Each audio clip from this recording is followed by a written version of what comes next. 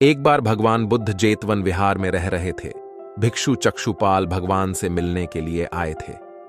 उनके आगमन के साथ उनकी दिनचर्या, व्यवहार और गुणों की चर्चा भी हुई। भिक्षु चक्षुपाल अंधे थे। एक दिन विहार के कुछ भिक्षुओं ने कुछ मरे हुए कीड़ों को चक्षुपाल की कुटी के बाहर पाया और उन्होंने चक्षुपाल की निंदा करनी शुरू कर दी कि उन्होंने इन जीवित प्राणियों की हत्या की।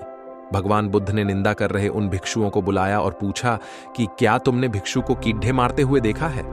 उन्होंने उत्तर दिया, नहीं। इस पर भगवान बुद्ध ने उन साधकों से कहा कि जैसे तुमने उन्हें कीड़ों को मारते हुए नहीं देखा, वैसे ही चक्षुपाल ने भी उन्हें मरते हुए नहीं देखा और उन्होंने कीड़ों को जानबूझकर नहीं मारा है, इसलिए उनकी भर्त्सना करना उचित नहीं है। भिक्षुओं ने इसके बाद पूछा कि चक्षुपाल अंधे क्यों हैं? उन्होंने इस जन्म में अथवा पिछले जन्म में क्या पाप किए?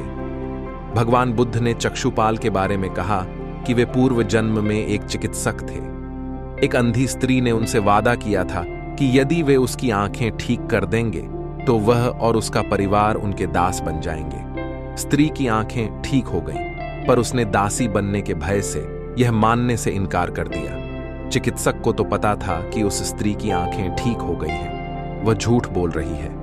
उसे सबक सिखाने के लिए या बदला लेने के लिए चक्षुपाल ने दूसरी दवा दी। उस दवा से महिला फिर अंधी हो गई। वह कितना ही रोई पीटी, लेकिन चक्षुपाल जरा भी नहीं पसीजा। इस पाप के फलस्वरूप अगले जन्म में चिकित्सक को अंधा बनना पड़ा।